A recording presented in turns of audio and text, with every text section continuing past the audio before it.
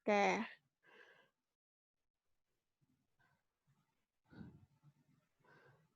Sebentar, saya tuh nggak pakai mouse, jadi rada ribet. Nah, jadi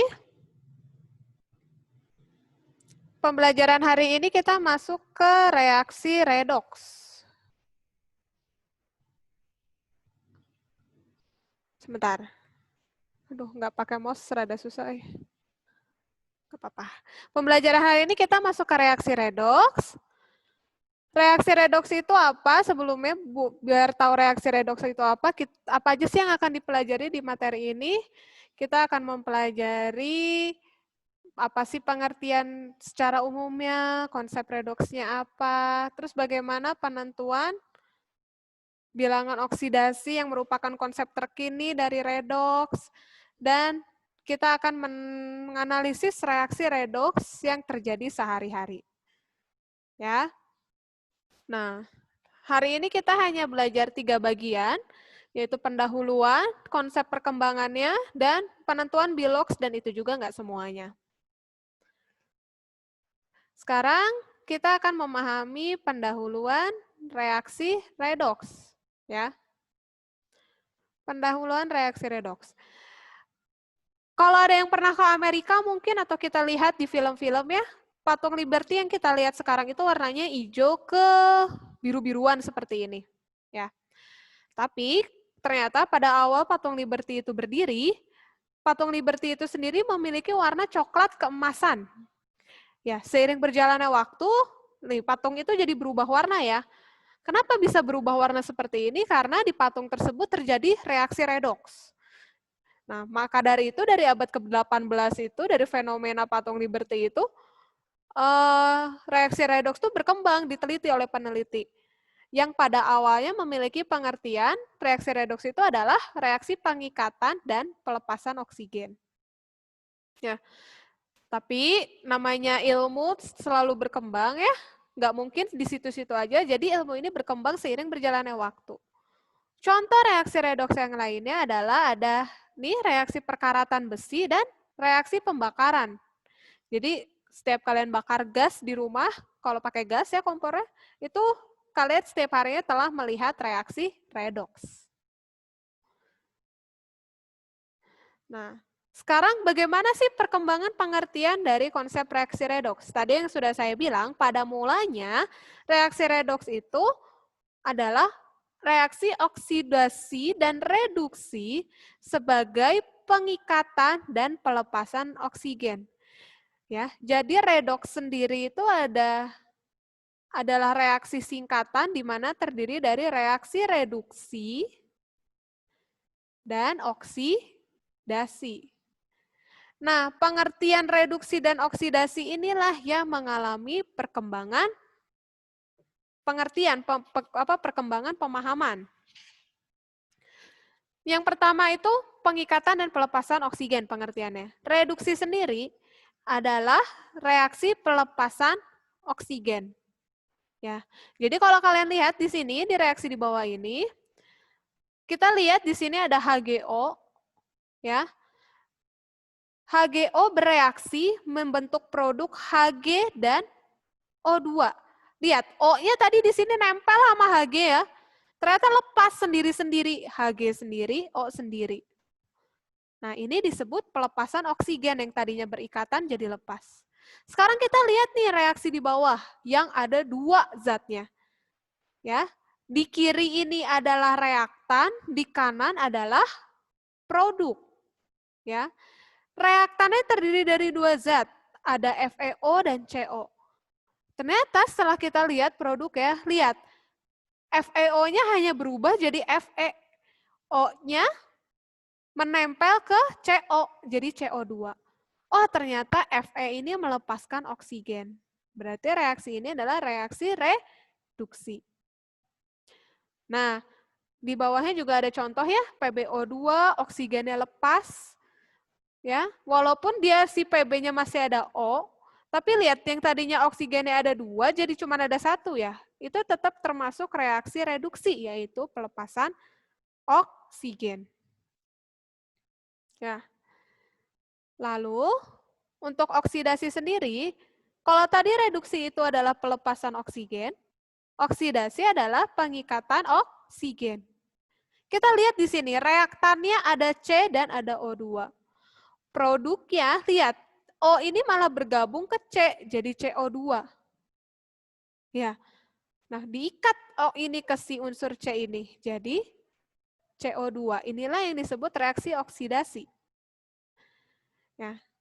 Contoh yang bawah, besi Fe, ini besi itu unsurnya Fe ya, bereaksi dengan oksigen.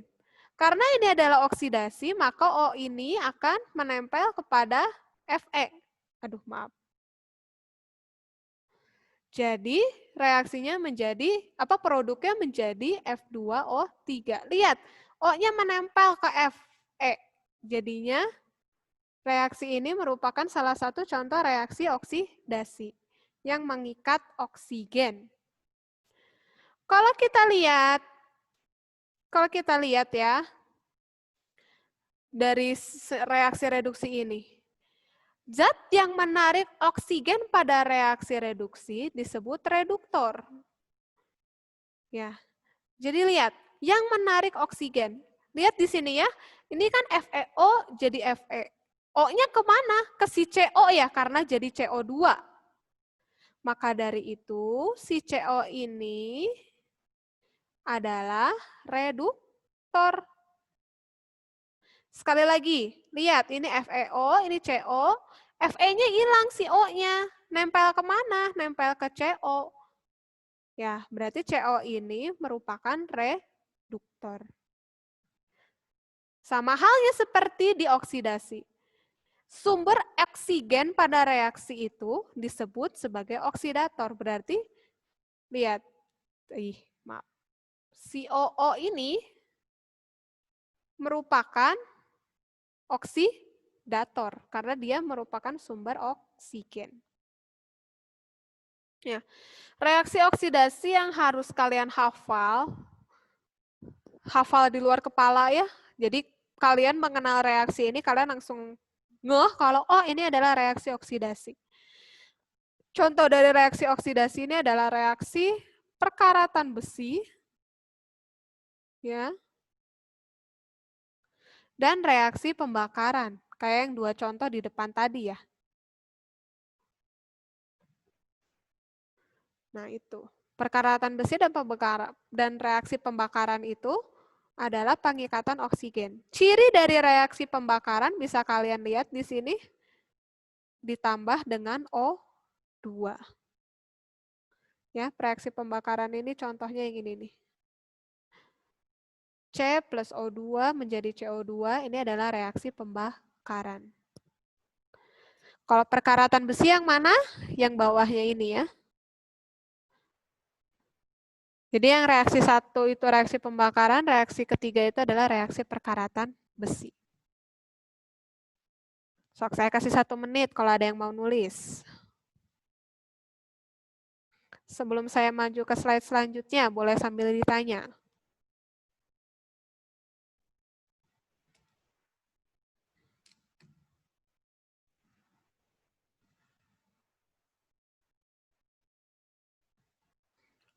Nanyanya lewat chat ya, sebentar. Bu, izin. Mampu saya telat ya.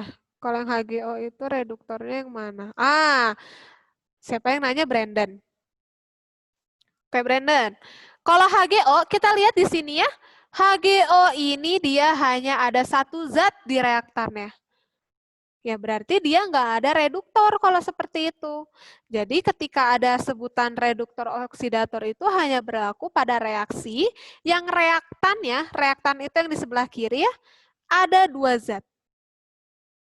Ya, seperti ini. Lalu HGO ini disebut apa Bu reaksinya? Nanti kita akan belajar setelah beberapa materi berikutnya. Ya, jadi yang penting sebutan reduktor oksidator ini ada pada reaktan yang memiliki 2 zat seperti ini. Seperti itu. Terima kasih sudah bertanya. Siapa? Brandon.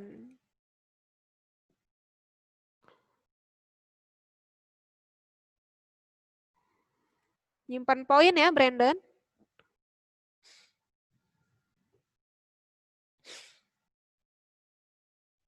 Sepertinya 1 menitnya sudah habis. Oke, 1 menitnya sudah habis, malah 2 menit. Saya lanjut ke slide selanjutnya ya. Ya. Oke, sekarang perkembangan pemahaman reaksi redoks yang... Sebentar, ada yang nanya lagi? Bu, kalau yang 4, FI-nya 4-nya kemana? Sebentar.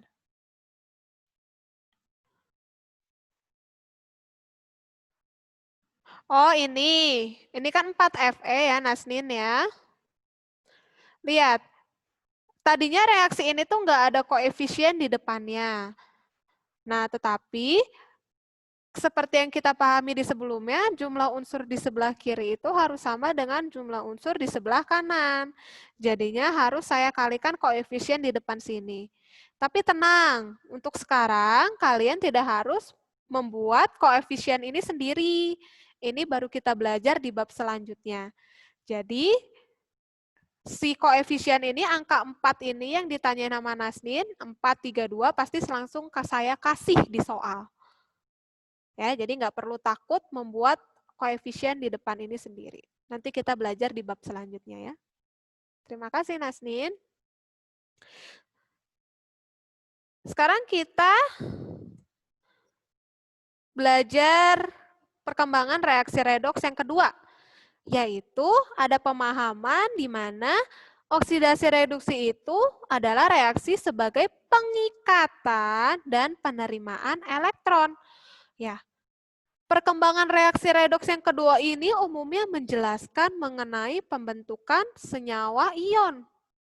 Jadi ternyata pembentukan senyawa ion itu merupakan reaksi redoks ya. Nah, contohnya adalah pembentukan senyawa ion NaCl yang terdiri dari atom Na itu sendiri dan atom Cl2.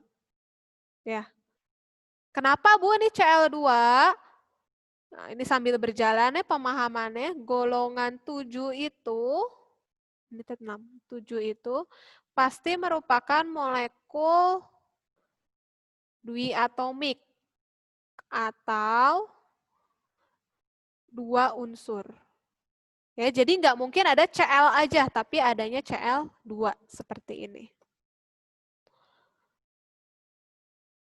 Golongan 7, maaf. Kok nggak jelas ini? Nah, contohnya pembentukan senyawa NaCl ini. Kita lihat dari segi reduksinya. Reduksi adalah reaksi penerimaan elektron.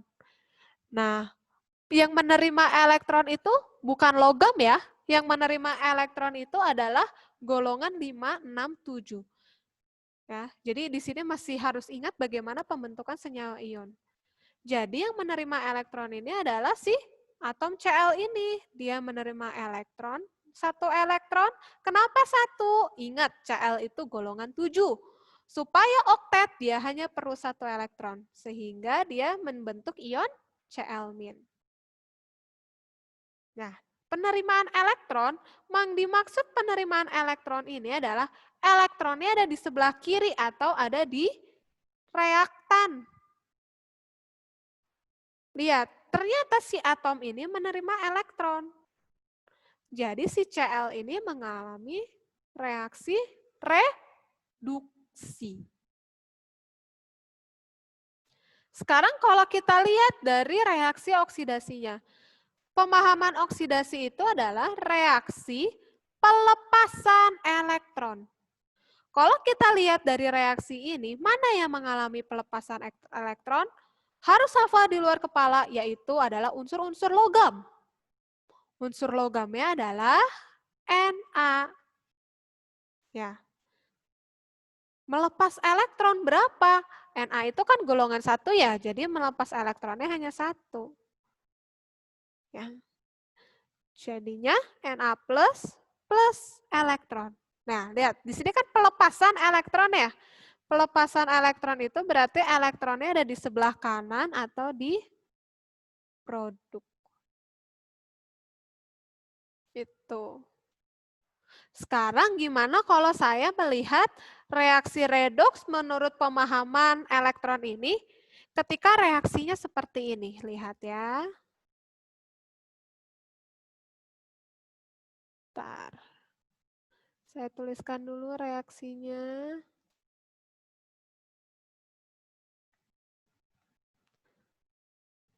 Nah, sekarang gimana kita memahami bagaimana ya reaksi redoksnya? Siapa yang mengalami reduksi? Siapa yang mengalami oksidasi? Nah, menurut pemahaman reaksi redoks berdasarkan pengikatan dan penerimaan elektron, kita harus harus tinjau satu-satu. Siapa yang mengalami reaksi oksidasi dan siapa yang mengalami reaksi reduksi. Ingat, reduksi adalah reaksi penerimaan elektron. Berarti pasti golongan unsur-unsur di golongan 5, 6, 7 yang mengalaminya. Jadi yang mengalami reduksi adalah atom S. Ya. Yang mengalami reduksi ini adalah atom S. Ingat, reduksi itu adalah reaksi penerimaan elektron. Berarti dia menerima elektron. Berapa? Harus ingat, S itu ada di golongan 6. Berarti dia menerima 2 elektron. Aduh, ketekan terus. Ya. Jadinya menjadi ion S2-. Lalu yang oksidasi siapa? Oksidasi itu kan reaksi pelepasan elektron. Berarti otomatis oksidasi itu dialami oleh, siapa nih yang nyalain speaker? Kaget saya. Oksidasi itu dialami oleh unsur logam.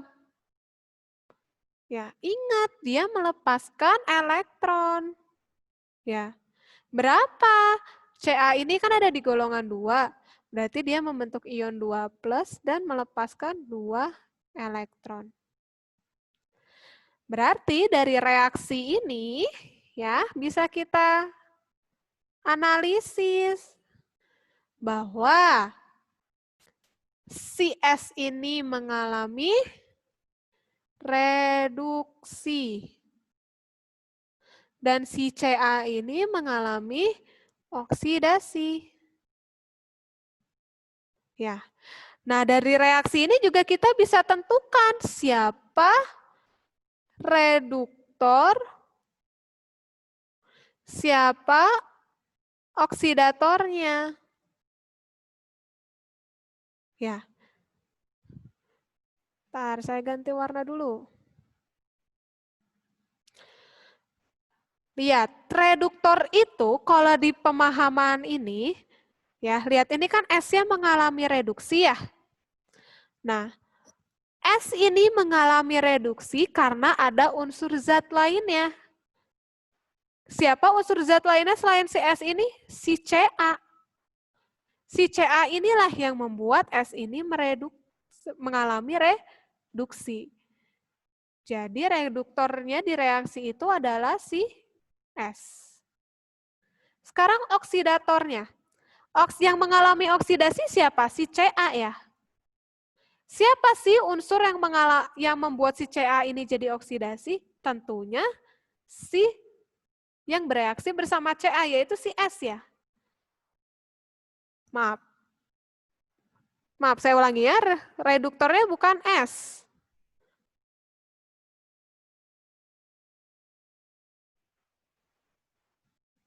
Maaf, saya ulangin dari reduktor ya. Reduktor itu adalah unsur yang membuat unsur lain mengalami reduksi. Saya ulangin ya. Dilihat dari S yang mengalami reduksi. Unsur siapa yang membuat S ini mengalami reduksi? Jelas-jelas hanya unsur Ca di sini. Berarti Ca lah yang membuat S ini reduksi. Berarti reduktornya adalah Ca. Maaf, saya ulangi ya. Jadi, intinya reduktor itu adalah unsur lain yang mengalami oksidasi. Sekarang oksidator. Siapa sih oksidator di reaksi ini? Kita lihat yang mengalami oksidasi siapa? Ca ya. Siapa sih yang membuat Ca ini menjadi oksidasi? Ternyata ada unsur S di sini. Jadi oksidatornya adalah si S. Seperti itu. Jadi reduktor itu adalah senyawa yang unsur yang membuat unsur lainnya oksidasi. Kalau dilihat dari sini yang mengalami oksidasi kan Ca. Berarti yang mengalami oksidasi kan Ca. Berarti oksidatornya adalah si S. Sekarang kalau reduktor, unsur yang membuat unsur lainnya menjadi reduksi. Yang mereduksi kan si S. Berarti Ca yang membuat S ini menjadi reduksi. Kayak gitu.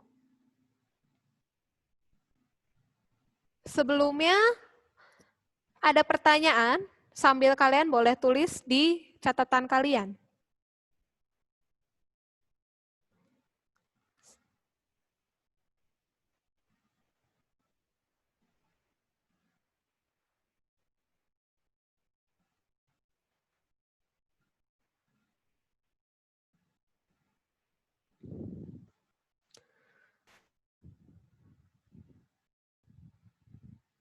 Saya kasih 2 menit ya buat nulis.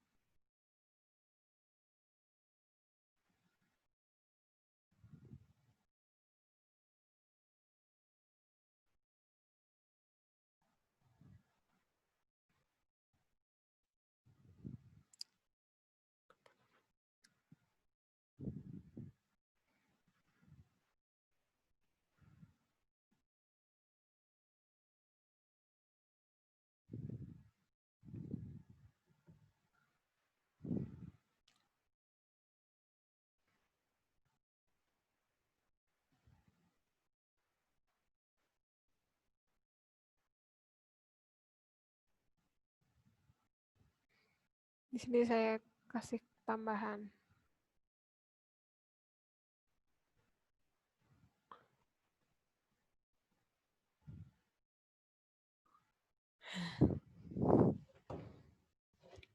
Itu saya kasih catatan tambahannya ya.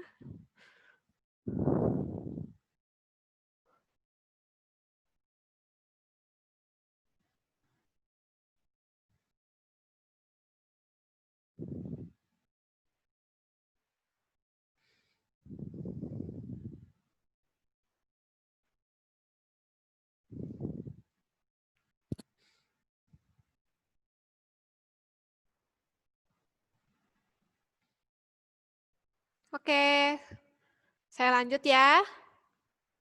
Karena tidak ada yang bertanya juga. Nggak ada kan ya? Oke. Sekarang pemahaman perkembangan reaksi redoks yang paling terakhir dan paling terkini. Jadi pemahaman ini dipakai sampai sekarang. Ya, adalah oksidasi reduksi sebagai peningkatan dan penurunan bilangan oksidasi. Ya, nih bilangan oksidasi atau disingkat sebagai bilox. Ya. Sebenarnya apa sih bilangan oksidasi itu? Bilangan oksidasi bisa dilihat di sini ya, adalah jumlah muatan atom yang akan dimiliki molekul jika semua elektron didistribusikan kepada atom yang lebih elektronegatif. Ini negatif ya. Ingat, bilox ini tapi bukan ion. Hanya menyatakan muatan atom di dalam senyawa kovalen.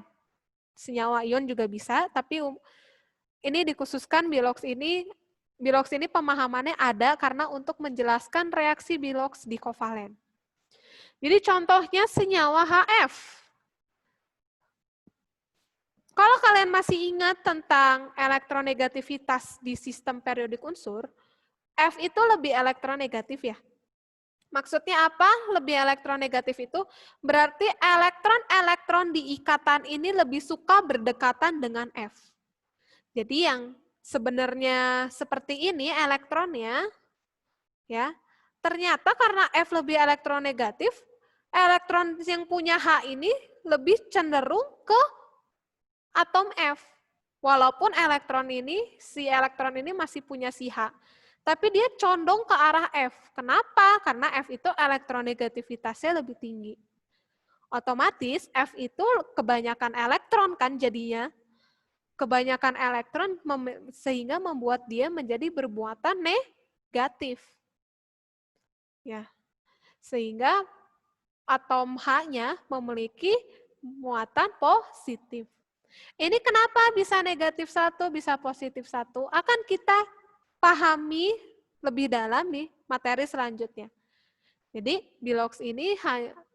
Bilox di perkembangan reaksi redoks pada hari ini hanya membuat kalian paham bilangan oksidasi itu dari mana sih.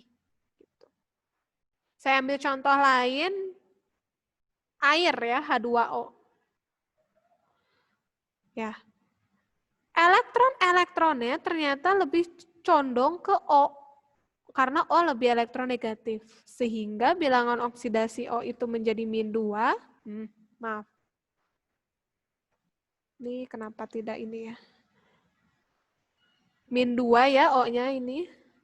Dan H-nya menjadi +1. Ini dari mana Bu, -2 + 1? Tenang, akan kita pelajari selanjutnya. Ya. Tapi kalau menurut pemahaman ini, reaksi reduksi dan oksidasi itu seperti apa? Yuk kita tinjau satu-satu. Kalau reaksi reduksi menurut Bilox itu adalah reaksi yang disertai penurunan bilangan oksidasi.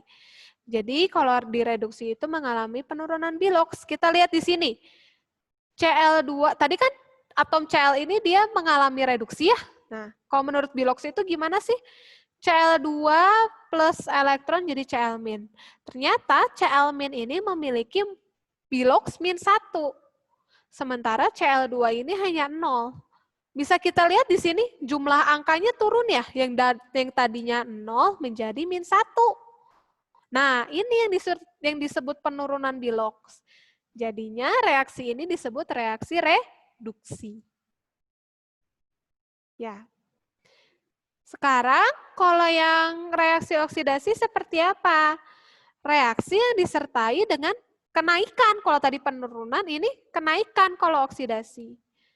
Ya, kenaikan bilangan oksidasi. Contohnya tadi di reaksi oksidasi itu pembentukan ion Na+ ya. Na menjadi ion Na+ plus elektron. Na-nya memiliki Bilox 0 dan Na+-nya ternyata memiliki Bilox +1. Ya, kita lihat di sini angkanya naik ya, dari 0 ke +1. Wah, naik nih angkanya. Berarti karena naik, jadi reaksi ini adalah reaksi oksidasi. Jadi kalau kita lihat kita analisis dari reaksi keseluruhannya, yang ini ya. Na ini adalah unsur yang akan mengalami oksidasi.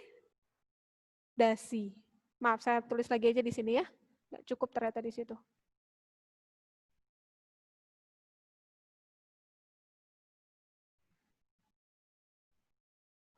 Na-nya mengalami oksidasi. Dan Cl2-nya mengalami reduksi. Ternyata di reaksi ini juga ada sebutan oksidator dan reduktor. Ya. Kalau reduktor itu apa? Reduktor itu adalah zat yang menyebabkan penurunan bilangan oksidasi. Coba lihat deh tadi yang reduksi siapa? Cl2 ya. Siapa yang nyebabin Cl2 ini jadi turun? Udah jelas si Na, karena di reaksi ini cuma ada Na kan ya. Jadi yang membuat Cl2 ini menjadi turun adalah Na. Berarti Na ini adalah reduktor. Ya. Terus kalau oksidator apa, Bu? Kalau oksidator adalah zat yang menyebabkan kenaikan bilangan oksidasi. Kita lihat deh yang mengalami oksidasi siapa? Na ya. Na yang mengalami oksidasi. Siapa yang membuat dia menjadi oksidasi? Kita lihat reaksi totalnya. Oh, cuma ada Cl2 setelah Na. Berarti Cl2 inilah si oksidatornya.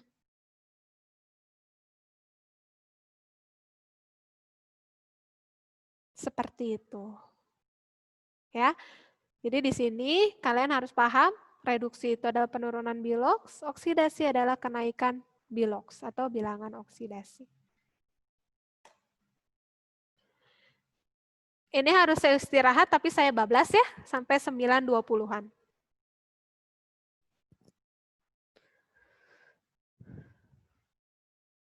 Oke, ada yang mau ditanyakan? Sebelum lanjut ke materi selanjutnya. Materi selanjutnya yaitu kita akan membahas lebih dalam mengenai bilangan oksidasi. Ya, jadi sampai sini kalian harus paham dulu redoks itu apa sih, reaksi redoks itu. Ada 3 pemahaman. Ada yang menurut terikatnya oksigen, ada yang menurut terikatnya elektron, dan ada yang menurut bilangan oksidasi. Mana Bu konsep yang lebih penting? Tentunya tiga-tiganya lebih penting. Tiga-tiganya sama-sama penting. Tapi yang akan kita perdalam adalah bilangan oksidasi. Saya kasih 1 menit buat nulis. Dan kalau ada yang mau ditanyakan.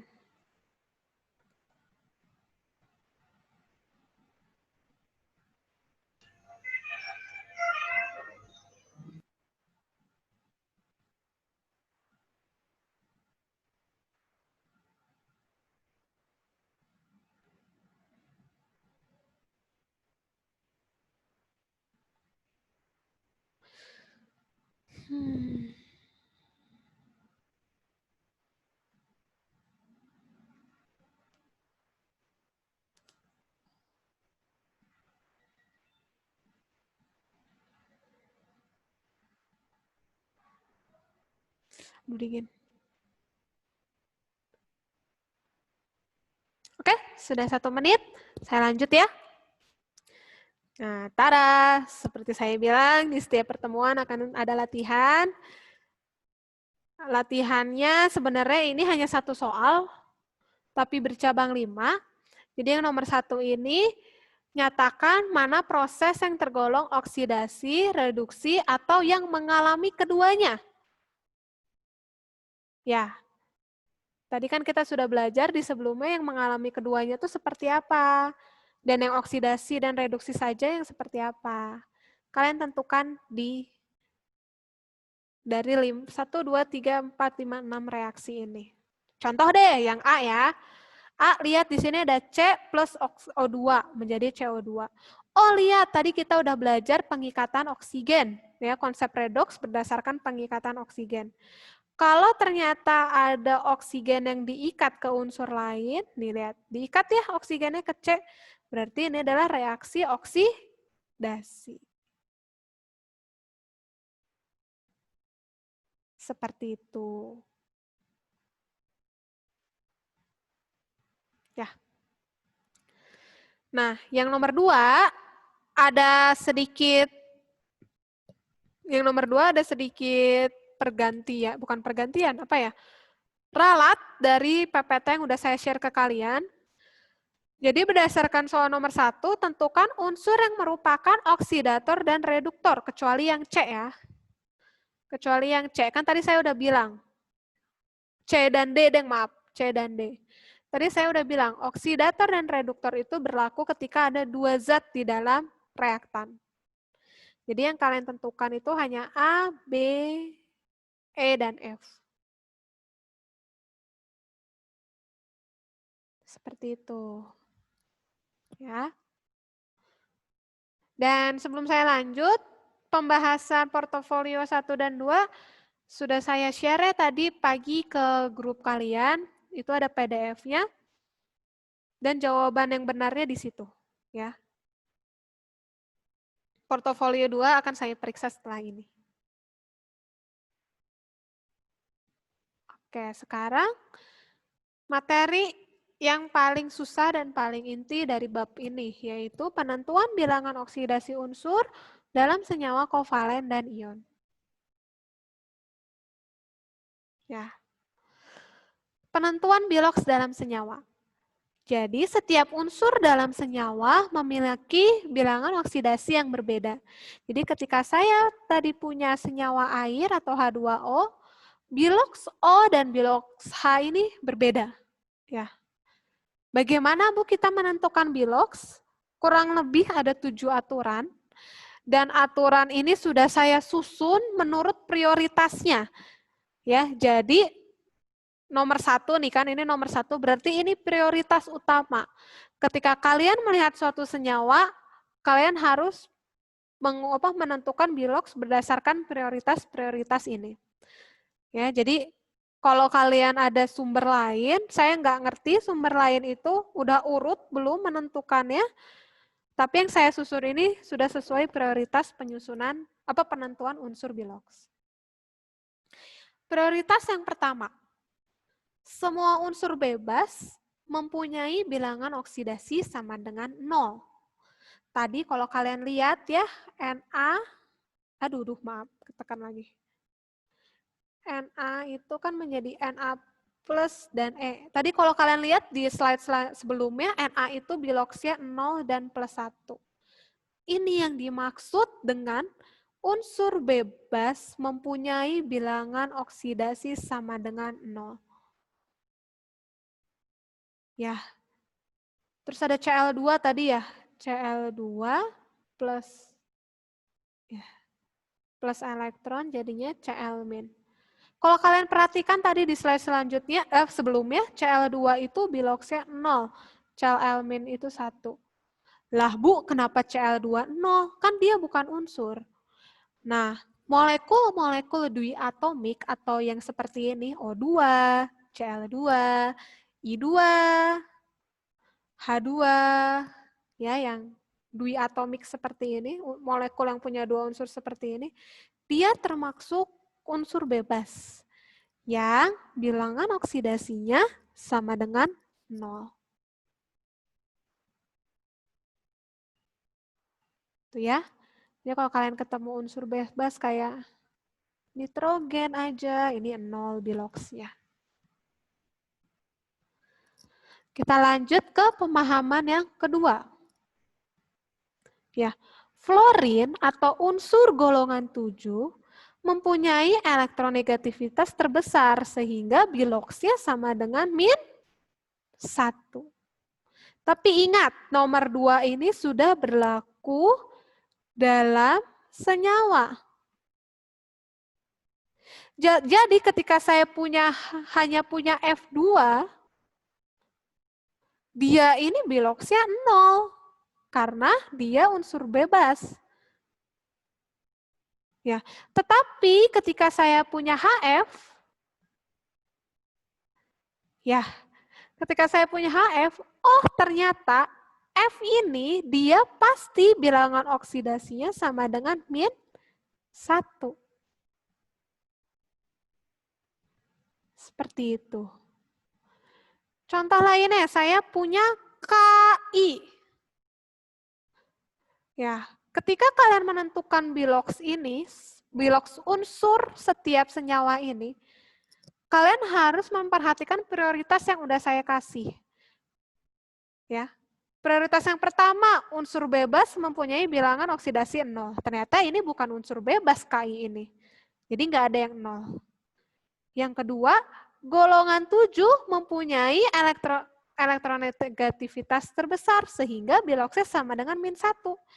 Oh, di senyawa ini ada unsur golongan 7 nggak ya? Ada. I itu adalah unsur golongan 7. Sehingga biloxnya I ini sama dengan -1. Penulisan bilox unsur itu di bawahnya seperti ini ya. Seperti itu. Ini golongan 7 ada apa aja? Ada F, ada Cl, ada Br, ada I. Ini sih yang paling sering keluar.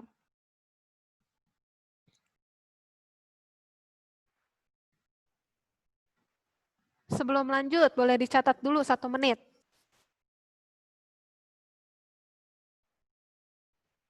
Dan sebelum lanjut, ada yang boleh ditanyakan?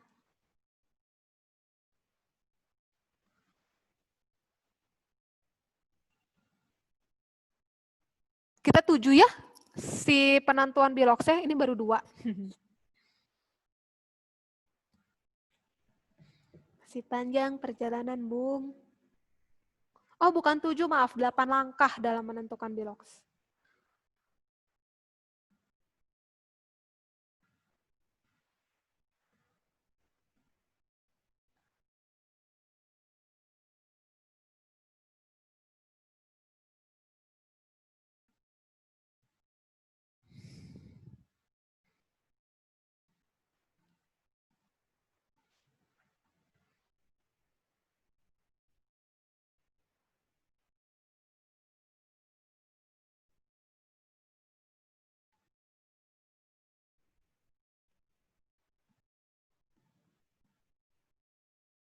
Kalau tidak ada yang mau ditanyakan, saya lanjut ya. Sepertinya sudah. Ini ada yang ditanya, sebentar. Bu, kalau latihannya langsung aja tulis reaksinya. Oh, Riona tuh bahas latihan yang tadi sebelumnya ya. Ya, langsung tulis aja reaksinya, nggak apa-apa. Kalau kita menentukan bilox dalam reaksi, belum ya, belum sampai situ, pelan-pelan.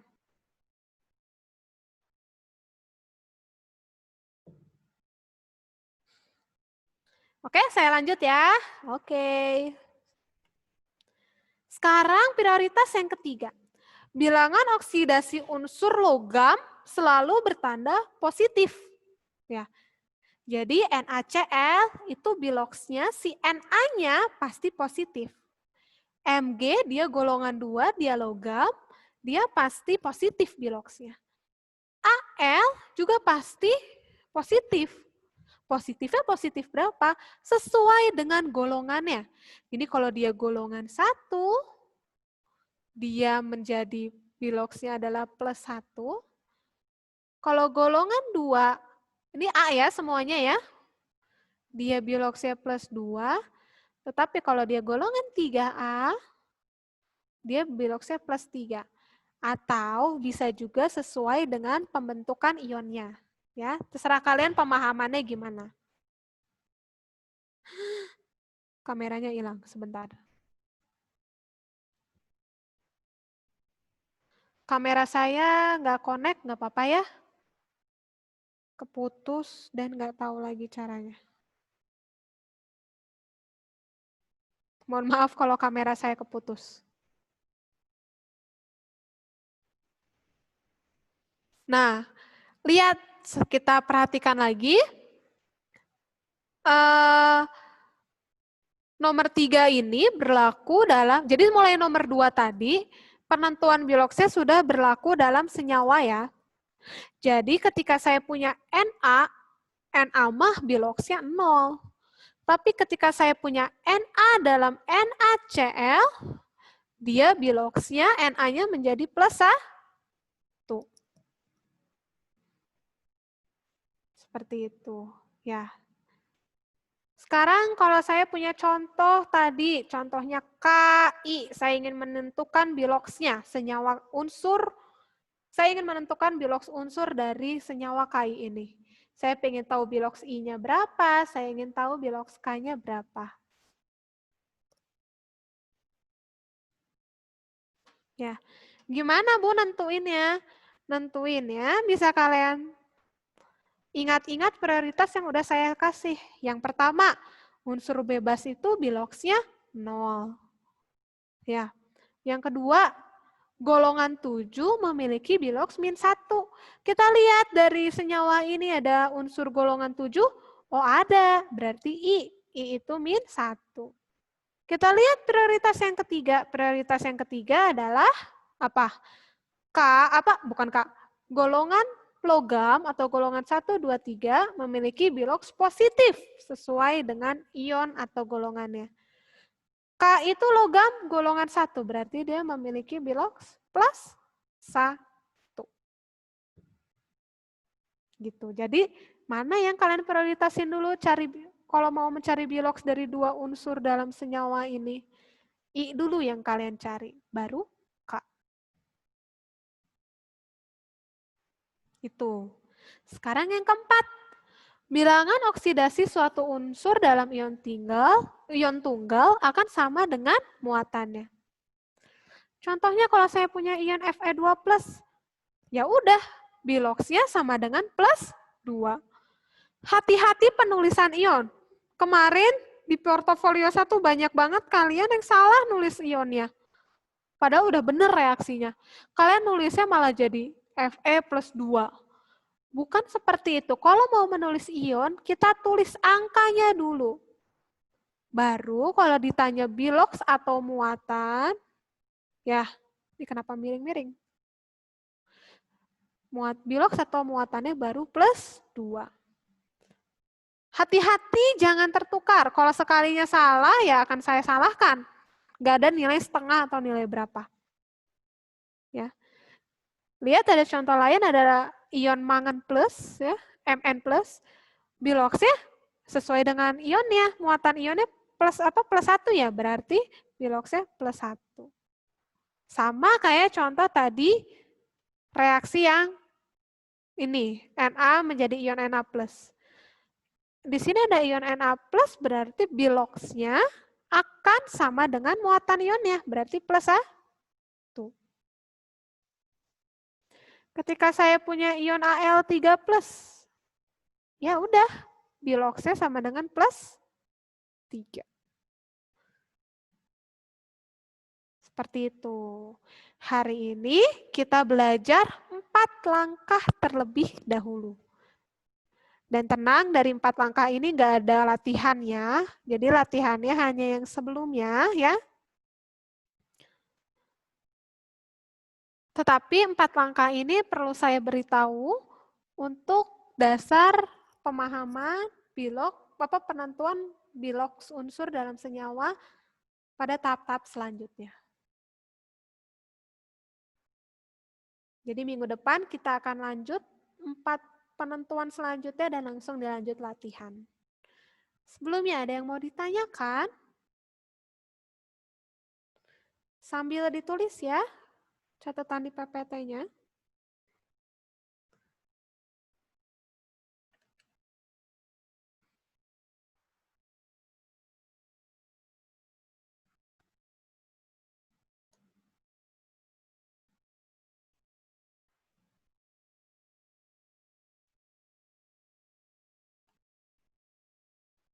Oh, udah bisa ini.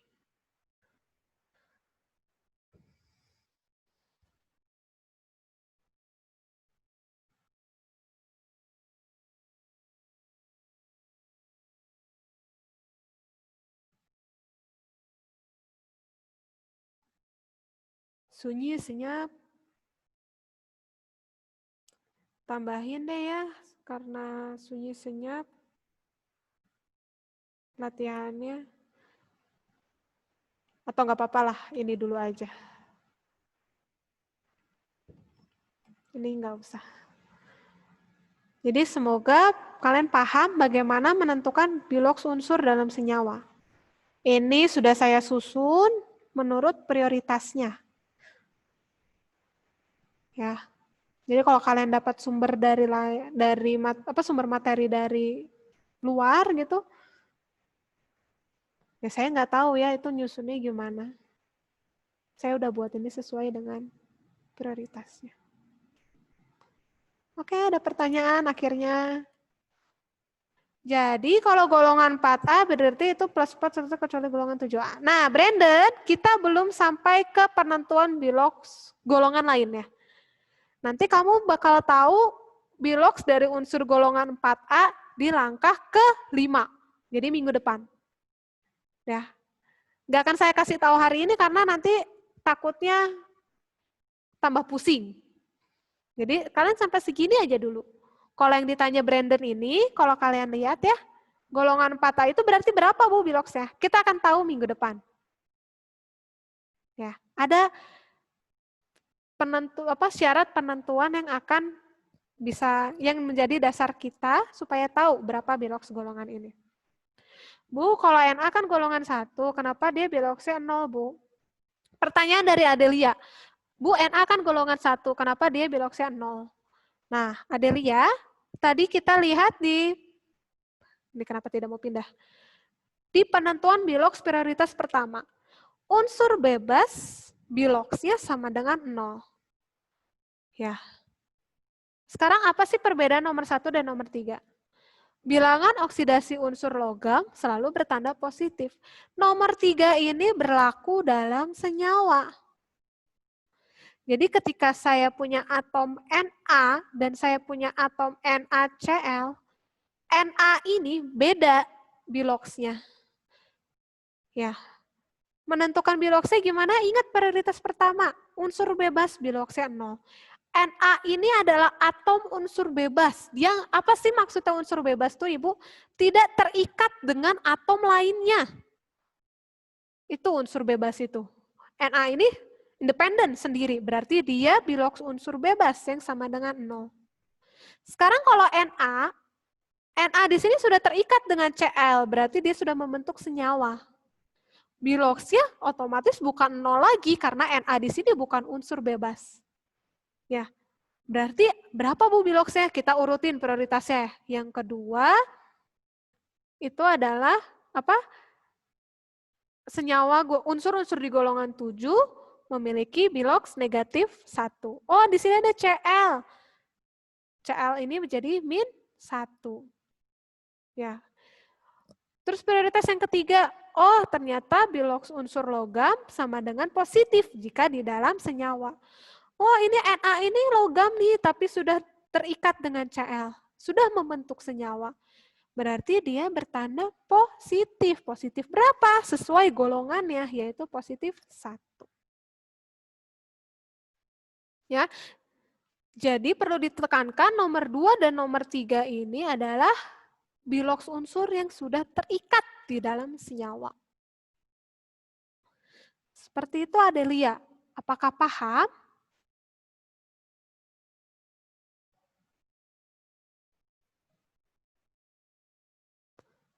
Paham Bu? Oke.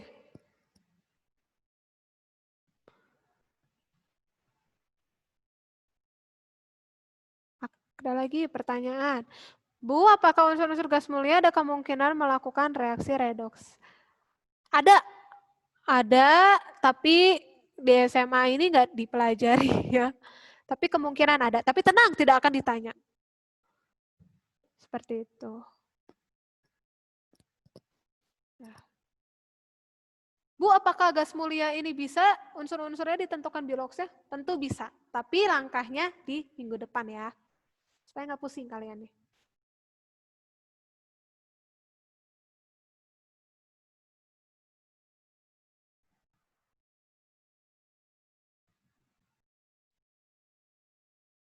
Sekarang jam berapa? 9.24, sudah lebih 4 menit ya. Jadi, ada yang mau ditanyakan dulu lah, Delas. Takut saya. Tentang slide ini.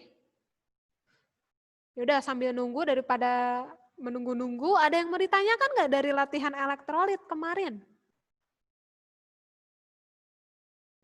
Jadi intinya yang saya lihat kenapa kalian bukan nilainya nggak begitu bagus, masih banyak yang salah. Kalian masih perlu mengingat wujud-wujud senyawa yang dapat menghantarkan listrik seperti ion. Ion itu kan wujudnya ada padatan, lelehan, dan larutan. Nah, mana yang dapat menghantarkan listrik itu masih harus kalian hafal. Ya. Dan ciri-ciri elektrolit kuat, lemah, dan non-elektrolit itu juga masih banyak yang ketukar.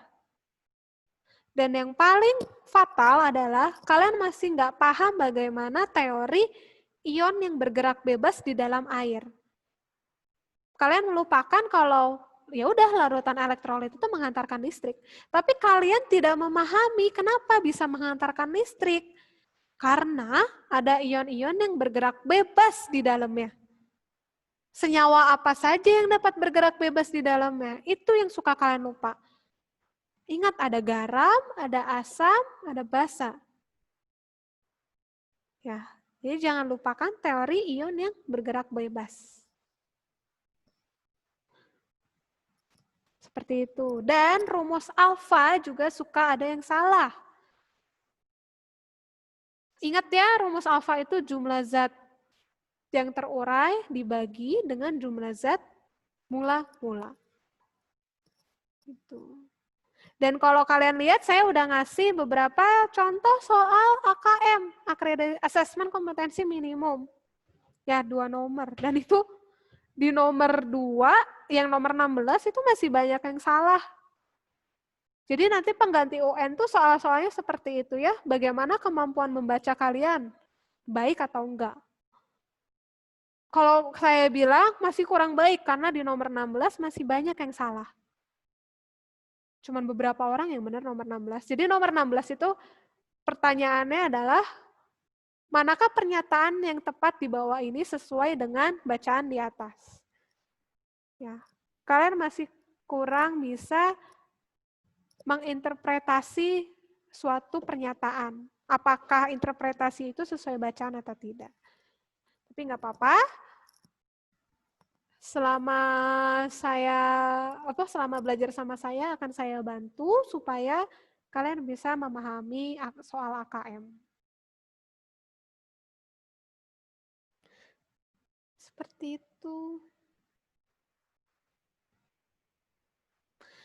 Nggak ada pertanyaan? Kalau tidak ada, silakan kerjakan. Ada nggak? Ini ada yang bersuara nih. Nggak ada ya? Silakan kalian istirahat dan kerjakan latihannya. Kemarin ada yang bilang, Bu, saya pingin waktu pengumpulan tugasnya diperlonggar. Sudah saya perlonggar, ya. Silakan kumpulkan sesuai waktu. Dan tentunya ini akan memasukkan nilai tugas kalian. Jika ada yang kurang paham, boleh ditanyakan lewat private chat. Sekian pembelajaran hari ini. Tuhan berkati, kalian boleh leave. Terima kasih, Bu.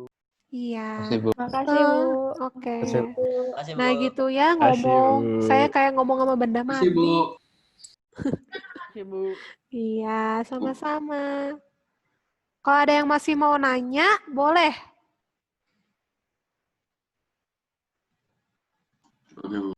Ya.